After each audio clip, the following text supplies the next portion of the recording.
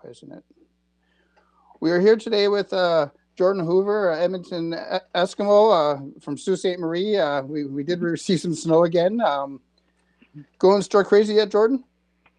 Absolutely. It's tough to keep me indoors, but we got to do our civil duty here and respect the wishes of the authorities and just all play our part here in keeping each other safe and seeing this thing pass. And it's something. Before we talk a little bit about getting into last season stuff like that, you and I say your teammates, you're probably in communication with them the way we are Mm-hmm. now. But how are you guys dealing with the pandemic? And when you're talking, what are you guys doing? Well, one thing that's great is obviously being connected through social media and text. As isolating as this feels, it's always nice to reach out and reconnect with your teammates and just kind of we're all in this together, right? No one really knows how this is going to play out, so just staying in touch with each other in itself helps. Other than that, we're kind of sharing ideas on like training wise, little videos here and there what each other are doing to kind of stay in shape and just make the best of this situation. And the thing is right now, April. Of course, you'd almost be in preseason mode. Hmm. I know you're going stir crazy, but Yeah, what of what course. are you doing now? You can't even go to the gym in town here in Sault Ste. Marie. You have to work out from Right. home. How are you work as a team? Have personal trainers that are helping you guys, or They do. They leave the option up to you. The way we see it is as a professional athlete, like the choice is yours. You did what you can to get to the league, so continue to do what you think is best for you.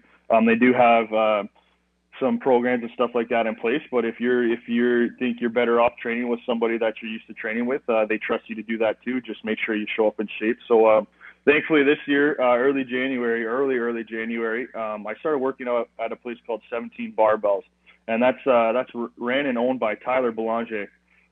So he's been doing an incredible job preparing me for the season. I'm honestly so thankful for him to take me under his wing and train me like that. So throughout this, we're kind of taking it week to week. We're not really sure how this all plays out, but yeah, gyms are closed, so I struggled. I put a treadmill down in my basement. I got a couple of bands around here, so it's more like a weight routine. I got some paint cans and water jugs and stuff to pick around and squat and things like that. But I also do have on like the more physical days the ability to still kind of pop into the gym.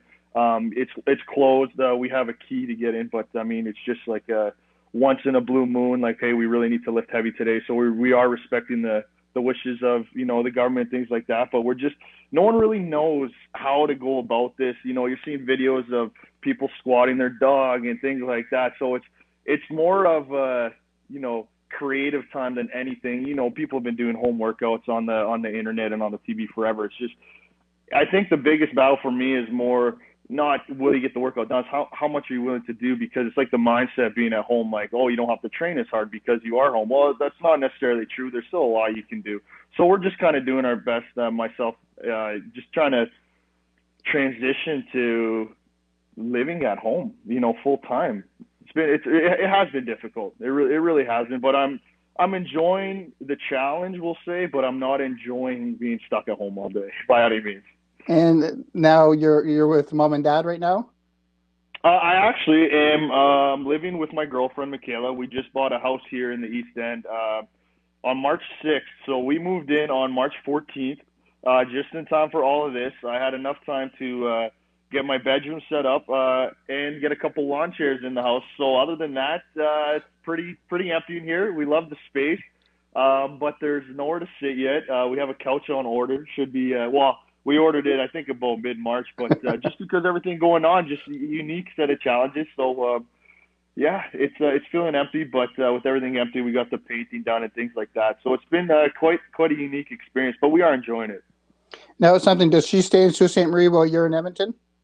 Yeah, so that's something we started this year. So last year, she actually moved to Edmonton with me. So we had a lease on our apartment from December to December, so the whole off season, then time it up with the end of our season.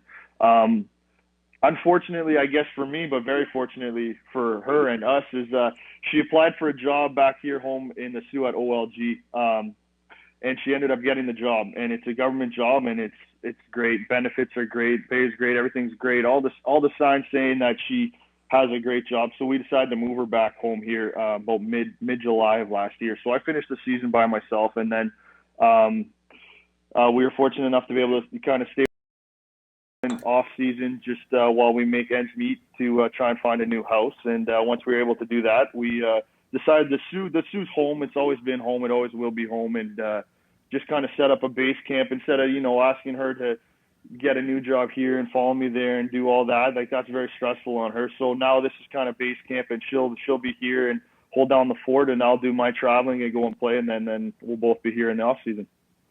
And it's something we'll talk a little bit about 2019. You guys finished third. Talk a little bit about your thoughts on 2019 and hopefully 2020. 2019, I held myself to a high standard. I mean, you're going into your third year, and you're really on the cusp of who is this guy going to be? You know what I mean? Is he going to continue to be a special teams force for us, or is he going to come into his own and start to grow into the player we think we drafted him to be, kind of thing, right? So I had a great conversation with my GM at the beginning of last season, where they were going through some ratio changes and deciding if safety was going to be Canadian, if it was going to be American. But at the end of the day, it doesn't matter. What he did was challenge me to just kind of step into my role, and I think I did that well. I accepted the challenge, and I took it head on, and I really, the first 2 years of professional football, like, it's quite the learning curve, but this year I really just wanted to step up to the plate and just show my teammates the type of person I am, show my teammates the type of football player I am and what I can bring to the table. So fortunately enough, just through practice and patience, an opportunity came where they decided to start me at safety. And, obviously the first time out there, you're nervous and things like that, and it only gets better with experience and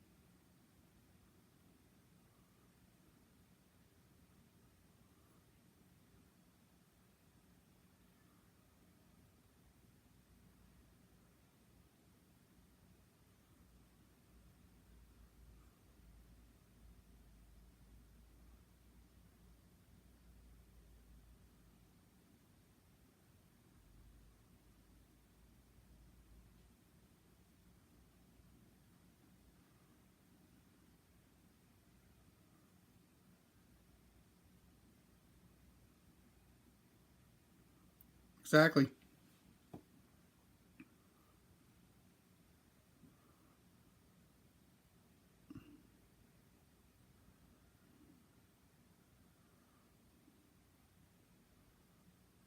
And I use something where, it, again, media.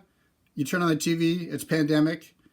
Like sayers, naysayers, the world's come to an end, everything, right? So, but exactly when it comes to the CFL, what people are talking about is could possibly be an 8 game season because of what happens. That 8 game season almost brings you back to playing Sault Ste. Marie High School football, right? You play everybody once, and whoever does well gets to be there, and that's a lot of pressure on you guys, isn't it? If that happened.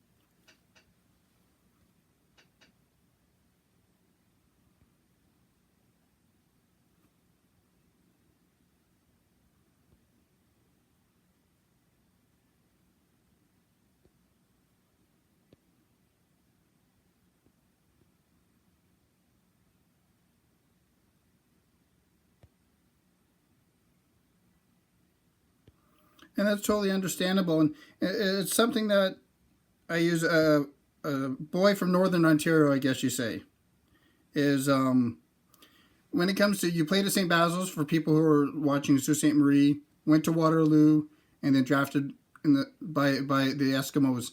Can you talk a little bit about being a kid from Sault Ste. Marie and your steps getting to Edmonton?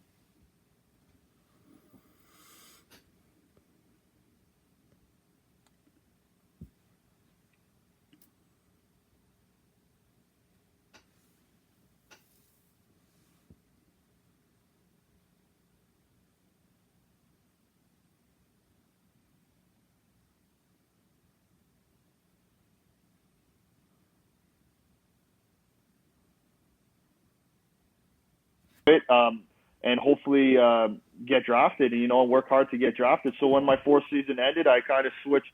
Normally I'd switch like into off-season mode, which would be more like school academics and like some downtime. But for me, our season ended in September, October, and then the combine was coming up in March, so I had to get right back into it. So I started training with a trainer I had met named Joaquin Bradley. He was living about 45 minutes an hour outside of Waterloo, so I would drive that 3, 4, 5 times a week to go get some training in, and then got invited to the regional combine in Toronto. So they host the national combine, which is obviously the big event, and then they host some smaller regional ones. I was selected to the regional one. I ran my times and did my jumps and bench press and things like that at the regional. Fortunately, did enough to get asked to the national event, which hopped on a plane and flew out for the next week, and just showcased my ability to the people in the room that mattered, and then had an opportunity to sit down with some excellent franchises and people and coaches and get to learn a little bit about them. And obviously only one team drafted me, but I had an opportunity to talk to a lot of teams and players and things, things like that. And it was just an overall great opportunity. For some people, the combine, the last stretch in the road for them. And even then, like, you should be proud to even have got to that point. It's an unbelievable achievement. And then for others, they get to, the dream lives on. And thankfully, some higher power was looking out for me. And someone being the Edmonton Eskimos gave me a chance to continue my football career. And obviously just forever indebted and thankful to them for the opportunity. And you played one season with Sue White and Michael Reed, right? Yes, that's right. Just one short season, but our relationship since then has grown. 1 year at Waterloo. I remember guest coaching a little bit at SaberCats when he was a up-and-coming big name from the Sioux, and now I've watched him grow into this menace across the OUA, if not the CIS, of just this tackling machine. Obviously, his draft year this year.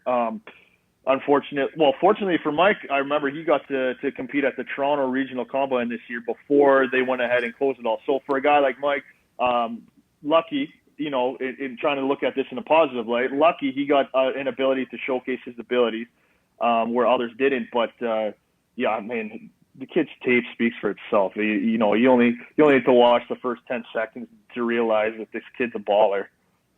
And it's something I was actually talking to his mother last night through social media and that. And when it comes to, again, don't always have to be drafted. It doesn't matter what sport it is. Mm-hmm. But coming April 30th, what would you say to Mike when if he doesn't hear his name called? Trust the process, man. I mean, it might be hard to hear. Yeah.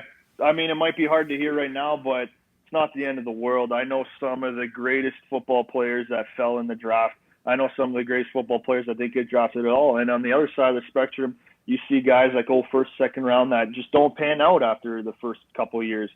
So, the only person you can trust in this business is yourself. And if you think that you deserve to be there and you think that you can compete at that level, well, God willing, you'll get that opportunity. And when you get that opportunity, just run with it. And don't think about messing it up. Don't think about the what ifs and what didn't happen. You know what?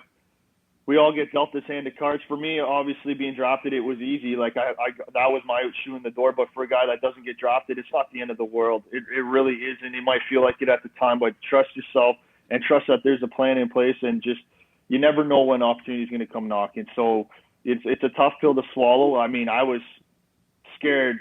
I was so scared to not hear my name be called. I was sitting in front of all my friends and family at the time. Actually, Mike Reed was at my draft party a long time ago.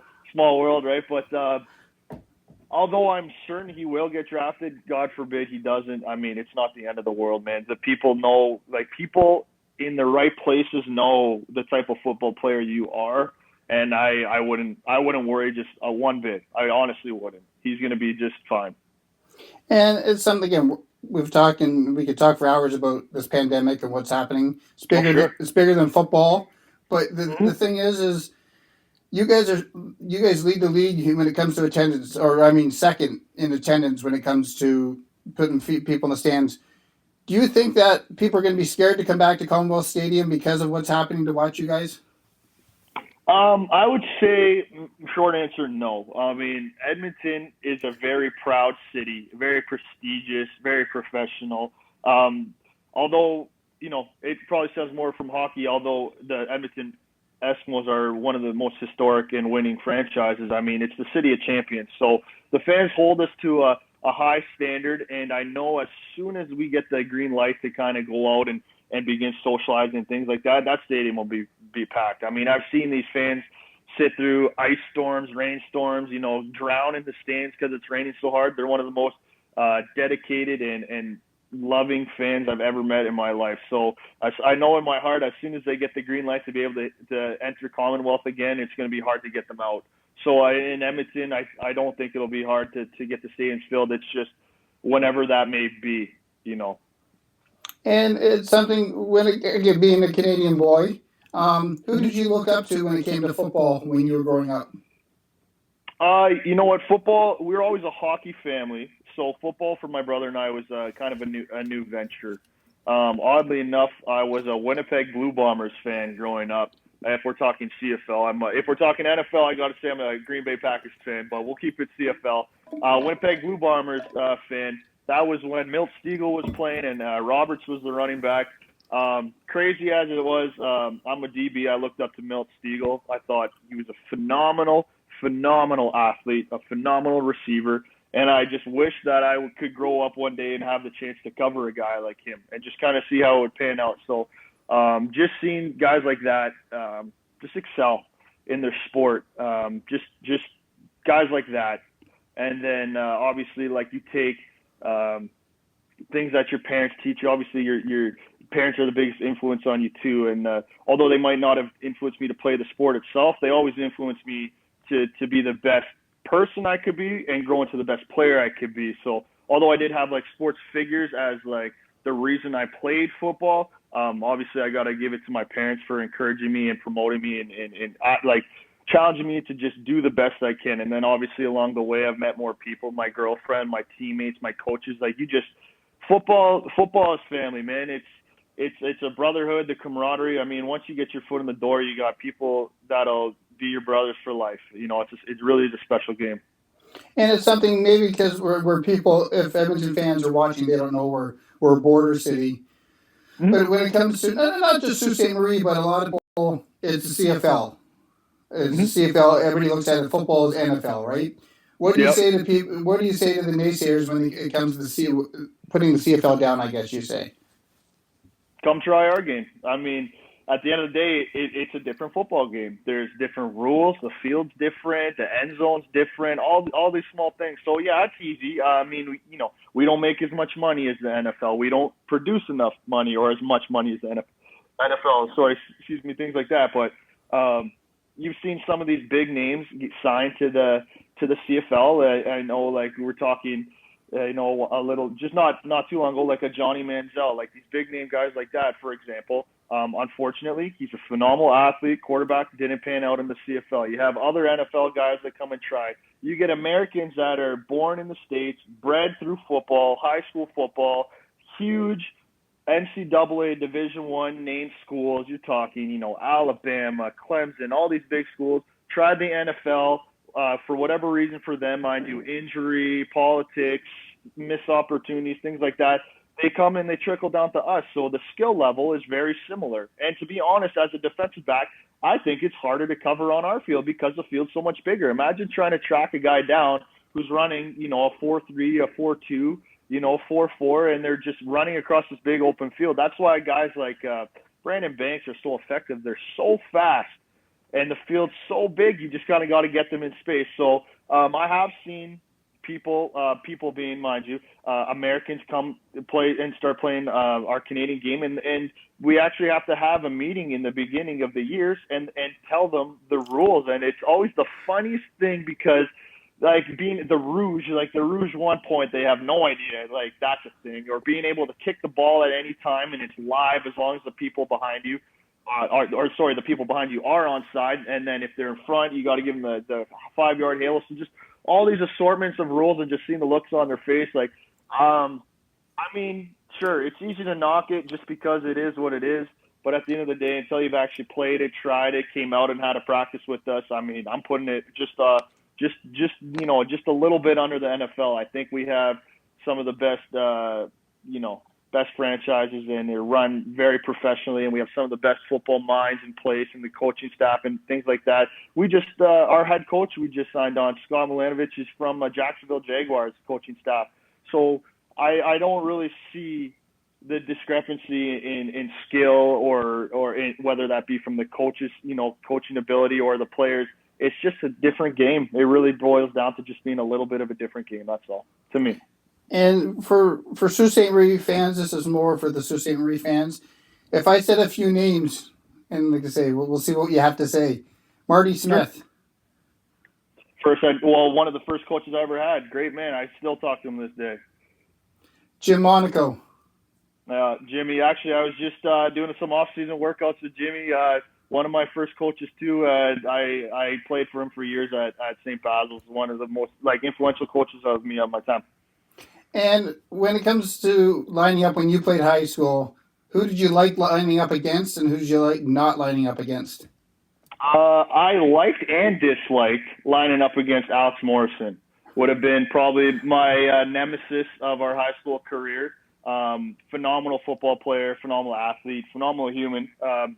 Still in contact with them now. Alex got drafted before I did in our draft year to Montreal, and just a series of unfortunate events with the injuries and things like that. Just never fully got his chance to play, although I know had he really got his opportunity, he would have killed it. But definitely loved playing against him the most, just because he was one of the elite coming out. And then I also had on the defensive side of the ball, I didn't like the Maulers. I didn't like Reese Mauler, because he was always the guy I was striving to beat.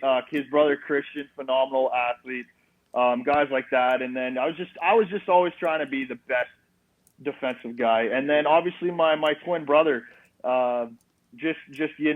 was I love playing with him, not against him, just with him, just being able to know he was always there and we were doing this together, and just seeing him succeed was always one of my favorite football memories, is watching him run the football. And I know my parents always loved watching our games, because they always had a son on either side of the ball, so they were always able to watch at least one of them play. But those are just, there's a ton of names, but those are just some of the ones that stick out right away. And when St. Basil's, who is your biggest rivalry? St. Mary's. I mean, you can go and say at the end of the day we can never beat the Dun, and then Superior Heights had our number, but St. Mary's, we had the biggest rivalry. Totally understandable. One thing I like to do right at the end, just a couple yes or no, or sure. Edmonton or Sault Ste. Marie? It's the Sioux. The Sioux. Next one. Yeah, it's go up. I'm biased, but the Sioux. Now, playing on grass or turf? Turf. Now, injury-wise, less impact, or? You know what you're getting. My only knock on turf is it is artificial, so more injuries. The turf burns suck, but more actual serious injuries. I mean, when you play on grass, it tends to give, right? You plant too hard, the grass will break and tear and things like that. When you get your foot planted on turf, it doesn't give. Your joints and your ligaments are usually the first to go. But something about being on a nice, well-kept turf field with the paint job, and you can feel the heat and smell it, and that to me that means football, and just it's a professional grade. And I remember growing up playing on grass fields and the B field over at the Queenie here, and you just playing through puddles and things like that, and having mud bowls. So just although grass fields have a special place in my heart with all the memories, I gotta say turf. It's just so much easier. And this one, I probably know the answer, but Edmonton pizza or Sault Ste. Marie pizza? Oh, come on. That's the question. Sault Ste. Marie pizza all the way. And is Chuck's the best? Chuck's is top tier. Everybody listening or future listener, if you've never heard of Chuck Ashley and his pizza, you got to check it out. Best pizza in Sault Ste. Marie. Totally understandable. Now, being a hockey town, favorite hockey team? Ooh, well, I'm biased again. It's a hard answer. I'm an Oilers fan now simply because of living in Edmonton so long. but for majority of my life, dated my girlfriend and her family. They have roots in the Chicago Blackhawks. They're, her grandfather, being her mom's dad, played for them a long time ago. So I was a huge Blackhawks fan. He also had the coaching tenure with the Pittsburgh Penguins, teams like that. So Chicago, but currently, I guess, an Oilers fan, a misguided bandwagon jumper. That's pretty much what I am right now when it comes to hockey. But I guess final answer. And like I say, power of social media. Like you say, Eugene Gassy just like the video and he's watching, so you're probably saying hi. So, last one, pregame meal. Pregame meal. Well, I'm a big believer still about the carb diet makes energy thing. So I like to have a big pasta meal the night before. Most of the time, we play midday to like 4 o'clock, 7 o'clock. So the night before is usually a big pasta meal. Get all your veggies and pasta in. The next morning, I tend to eat light, whether it's a nervous stomach or something. We get these big buffets in the hotels or stuff like that, or wherever we're traveling, and you can do all you can eat breakfast, but I still find myself kind of eating like a rabbit on game day. So I kind of just go with some light breakfast, like probably if you could determine how much the scrambled eggs are on my plate, they're probably less than one egg total. Some fruit, some orange juice, things like that. Keep it light, and then just throughout the day.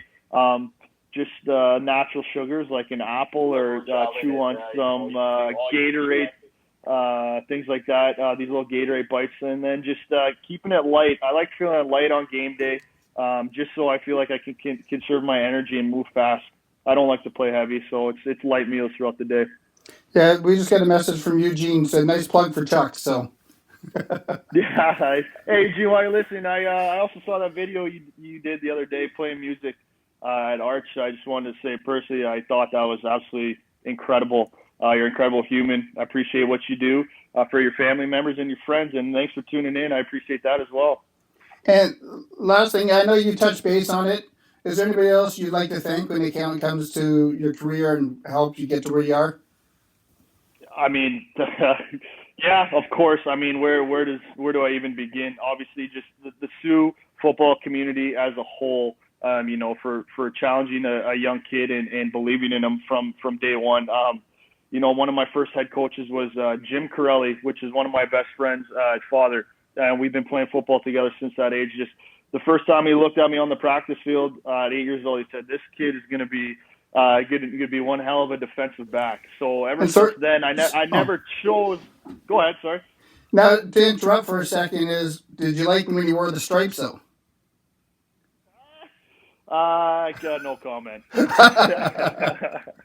But just like I was saying, the whole football community as a whole for believing in me and promoting and working so hard to promote a city that's often overlooked. I owe you guys an incredible amount. Obviously, my family, my brother, my sister, my parents, my Baba, and my Jijo, who have since passed, some of the best and biggest supporters of my life in every aspect, in every avenue, football only being one of them, and a very small aspect in the grand scheme of things, but believing so passionately and ferociously in me. Obviously, my girlfriend Michaela and her family, Fran and Chuck, and the extension of Chuck, Eugene, who's on, and everybody, like her whole side of the family, just everybody, just like it's one thing. Like you're growing up and you're saying, hey, you know what? One day I'm gonna play professional football, and some people get that opportunity and others don't, and like it's a hard dream to balance with reality, and just having these people so firmly believe that I can achieve that. And I'm talking like volunteer hours, coaching, things like that, to be around football and training and paying for training when you're a student and not getting paid, and just these like small risks and sacrifices you make to just help someone believe in their dream. And I have such an amazing support system. My dad and my stepmom live down in Sarnia, and they're always traveling. They were always traveling to see my games when I was a student at Waterloo or even SMFA, and just trickles down or all the way now to the professional league, and just all the people you have in place, from your trainers to your staff to your teammates. I mean, it's more than just an individual in football, as we said before. And my list is endless. Current teammates, old teammates, like but just your support system, really, it just trickles down to that, and yourself, and what kind of belief people instill in you. You know, you're a product of your environment, and you just put yourself amongst like-minded people that have your best interests in mind, and the same goal as you, and the rest is easy. You know what I mean? It's just been an incredible experience. It's been almost 20 years of playing. It's been 19 this year, and just from day one, just people like my mom driving me to practices and buying my equipment, and my dad helping. You know, the Stern lecturer and the life coach, and also, you know, buying all the equipment and things like that. And just it just, now that you ask the question, I'm just like lost thinking, like, there's been so many people that have supported me and sacrificed, and I haven't really had the chance to sit down and think about it and properly thank them. But I'm sure along the line that, you know, I have. But it just, wow, I'm just like lost in thought now, thinking about like how much went into like one person, how many people like have influenced and supported and given to me, and it's just incredible. And it started with the Sioux. And I've been here since 1991. I'm not originally from here, but I find that's what Sault Ste. Marie is. And it doesn't matter if it's not just football and not just sports, but when it comes to sports, they're 100% behind you. Right, and it's a very and I appreciate that, and that's why I love doing small things like this.